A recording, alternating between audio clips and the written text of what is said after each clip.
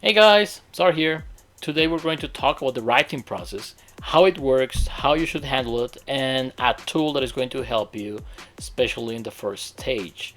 The writing process can have different pieces. There are some sources that say that we have 4 steps, we have 5, 3. All of them have basically the same steps, but it depends how much they describe each one. So today we're going to focus on a 5-step writing process, okay?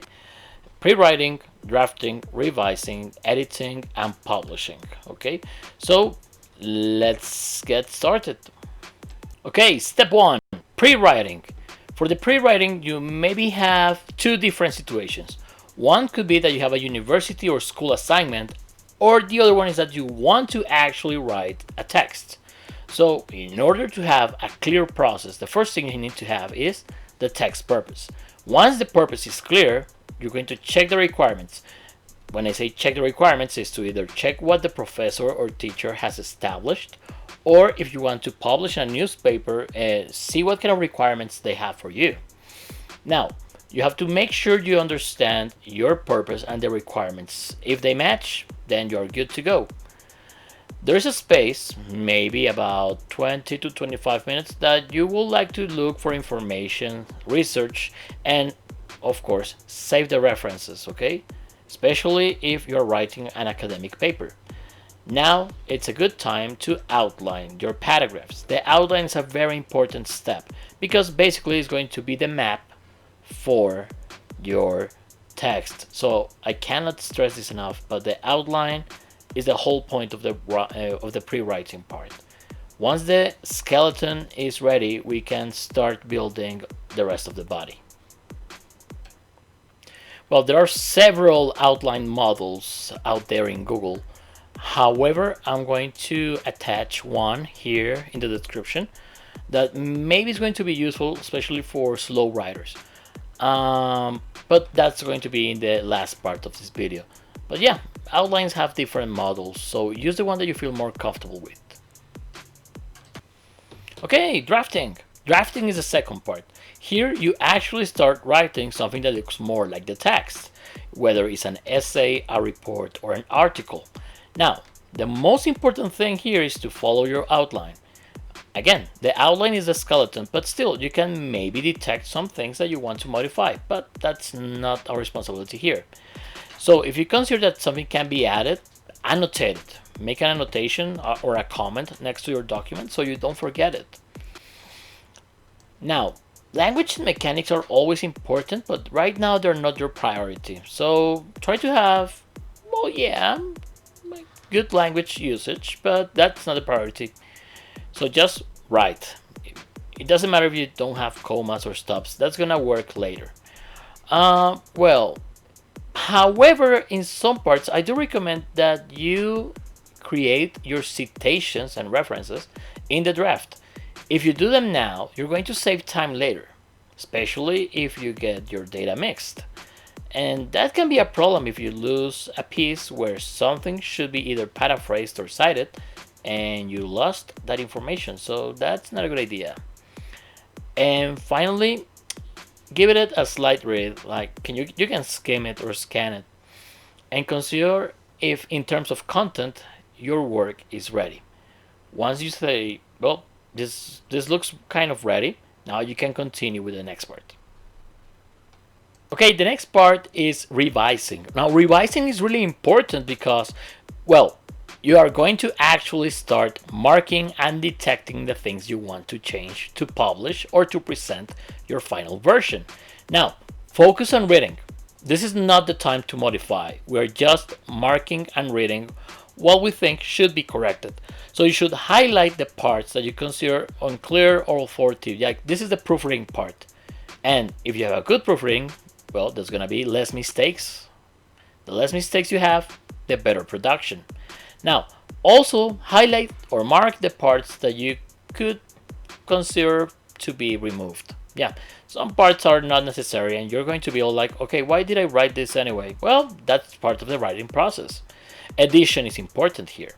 Now, also, maybe you have seen or used too many words that are repetitive. Like, for example, many people repeat however, however, however way too much. So consider what synonyms of however can be. A thesaurus can help. And finally, try not to correct directly over your draft. Your draft has to stay as a draft with the annotations. Later, you can copy that and paste it, and that copy paste operation is going to let you have the other file or part of the document where you're actually going to do the corrections. But don't do the corrections directly in the draft because you're going to lose part of the process. It's important to compare the draft and the final version to see how much has it changed. Well, now's the time. After checking, marking, having a complete item list of the things you need to change, now you can start changing it. So change them all. I cannot stress this enough, but don't delete your draft. Really, it's useful. I mean, it's the first version. It might not be pretty, but still useful to compare later. Now, as you correct, you have to double check for coherence and cohesion of your text. For coherence is basically the order of the ideas, and cohesion the order and connection of the text. For cohesion, consider using connectors, passive voice as a way to focus on objects, properly using citations or references, using reported speech. Those kind of things can help you. And finally, make sure in the requirements that you have your citations in the format required. The most used formats in some schools are MLA for literature and poetry stuff, yeah, and APA for scientific journals or essays. Those are not difficult, and maybe you can even use a program to help you. Mendeley, Sotero, EasyBib, those are some options. And now the final step. If you're an author, well, publish your text online or in a newspaper, send it. Yeah, I mean, once you send it, the most common thing is that you're going to receive corrections from the editors, but they're not going to be so many once you follow a good writing process. If you are a student, submit your task to the platform that you're using. I don't know if it is going to be Google Classroom, Turnitin, Moodle, Blackboard. There are several platforms. Make sure that your teacher is explicit about the originality reports because that can help you to avoid plagiarism in the end. So that's it for the writing process. Now let's see the tool that is going to replace the outline for some people. So this spreadsheet basically is going to be the outline. Hopefully it's going to help people to be a little bit more organized because maybe having the outline directly in a document, yeah, I don't know. Sometimes they make them look too disorganized. This one can help people with a more visual necessity. So try it and tell me if it works. Now, in order to do this, you're just going to complete the parts that are blank over here. Don't write here, you're not going to need this part yet. Okay, so first we're gonna write here. So we consider the most important or common parts of an outline and we turn them into a spreadsheet. This spreadsheet is designed so each item has a guiding question, and once you answer them, a small paragraph is going to appear just in prompt. That paragraph is going to help you create the draft in an easier way because you're going to have something to work with already with the organized ideas that you have considered. So it's going to help you to have more coherence in your text. Well, it's going to be coherent.